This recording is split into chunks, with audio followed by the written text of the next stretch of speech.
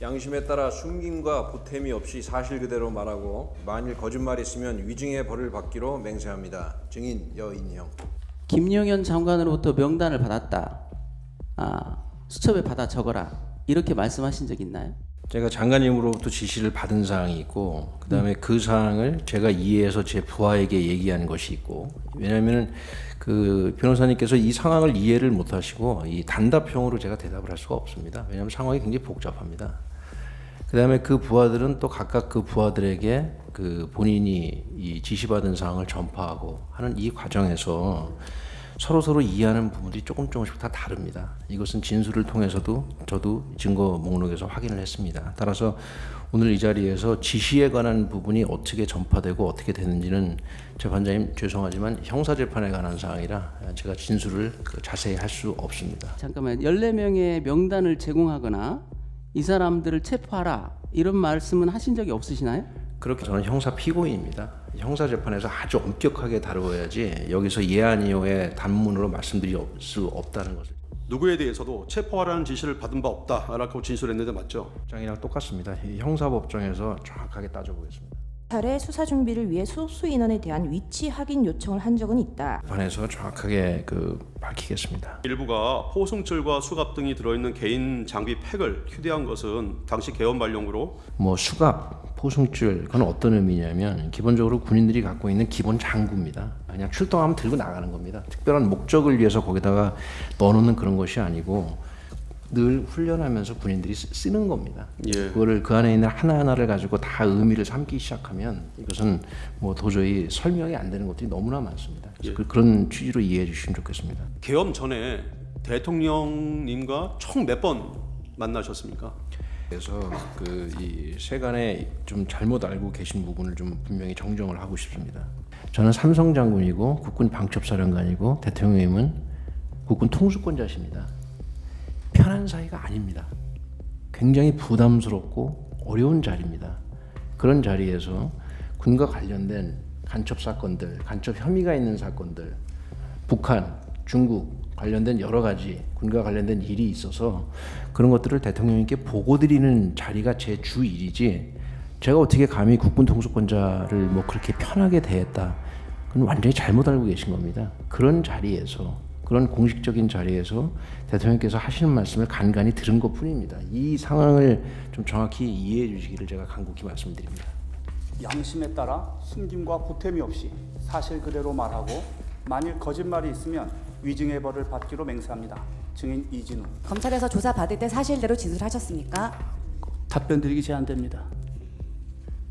증인 계엄 상황 중에 대통령으로부터 3번 전화 받았다고 진술하였죠. 그 부분도 답변 드리는 것을 제한되는 거 양해드립니다. 그 부분도 좀 제가 답변 드리는 건 제한됩니다. 답변 드리기 제한됩니다. 답변 드리지 않겠습니다. 제가 답변 드리지 못하는 가장 큰 원인이 바로 지금 우리 총무님께서 질문하신 그 내용입니다. 왜냐하면 제가 기억하는 것과 또 제3자가 하는 얘기가 저의 기억이 없는 게 되게 많습니다. 그래서 제가 답변을 못 드리는 거고, 지금 저희 공소장에 나와 있는 내용은 저의 내용이 대부분이 아니라는 것을 말씀드립니다. 증인의 병력 투입 지시는 개헌법에 따른 적법한 지시였죠.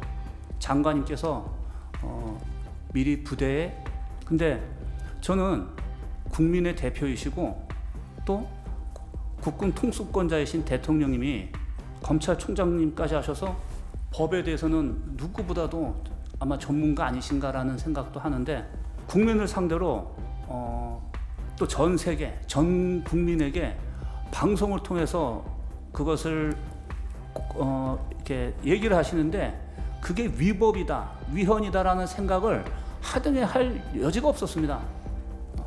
그리고 지금도 그 부분에 대해서는 전 적법했다고 생각을 했고, 그 다음에 장관이 저에게 즉시 국회로 가라고 했을 때 그거는 작전 지시로 이해했습니다. 이게 뭐냐면 군인 관점에서 봤을 때 대통령님이 국민 담화를 한다는 것은 전략 지침입니다. 거기서 다 기억은 안 나는데 대통령님께서 탄핵 얘기를 하시면서 사법 기능이 정상화가 안 되고 또 행정 기능이 정상되지 않는 그런 상황을 얘기하셨는데, 어떤 여러 가지 교란적인 이유로 행정과 사법 기능이 어떤 정상적으로 되지 않았을 때 그것을 회복하기 위해서도 계엄령이 선포되는 조건이다라는 걸 제가 알고 있었거든요. 그래서 위법은 아니면서 이게 상황이 그렇게 가고 있는 거구나라는 이해를 했습니다. 양심에 따라 숨김과 보탬이 없이 사실 그대로 말하고 만일 거짓말이 있으면 위증의 벌을 받기로 맹세합니다. 증인 홍장훈. 잡아들여를 어떤 의미로 이해하셨습니까? 말뜻 그대로 이해했습니다. 당시의 통화 내용으로 보면 그런 말씀을 하시면서도 구체적으로 대상자, 즉 목적어를 규정하지 않으셨기 때문에 당시로서는 뭔가 잡아야 된다는 생각은 들었었는데 누구를 잡아야 된다라고 하는 부분까지는 저한테 전달받지 못했다. 곧 계엄이 해제되고 계엄군이 철수했습니다. 12월 4일 날 하루가 지냈는데 대부분의 사람들은 아무 일도 일어나지 않은 것처럼 행동들을 하시더라고요. 근데 저는 두 가지가 보였습니다. 정확히 따지면 두 가지 걱정스러웠습니다. 제가 보기에는 군이 이미 철수된 부분이지만 저는 군이 안정화되지 않았다고 판단했습니다. 따라서 이렇게 군이 안정화가 안 된 상태에서 향후에 어떤 일이 일어날 수도 있을까라는 부분에 있어서 다소의 우려를 가지고 있었고요. 두 번째는 지금 일어나는 이러한 일이 일어날지도 모르겠다라고 하는 큰 불안감이 있었습니다. 여의도 국회에서 일어나는 일들을 몇몇 사람들만이 아는 게 아니라 방송을 통해서 전 국민이 마치 드라마나 영화를 보듯이 지켜봤기 때문에 마치 계엄군이 철수를 하고 계엄이 해제된 것이 모든 것이 다 일어나지 않은 것처럼 돌아올 수는 없겠다라는 생각이 들어서 이런 상황에서 뭔가 빨리 문제를 해결하지 않으면 이게 좀 더 큰 위기로 다가오겠다는 생각이 들어서 사실은 대통령님을 도와드리고 싶었습니다.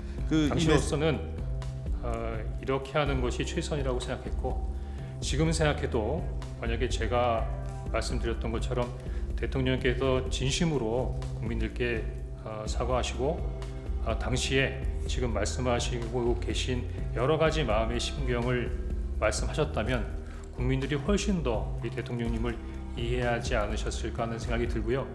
다만 이 내용이 대통령님께 전달이 됐는지 안 됐는지 잘 모르겠습니다.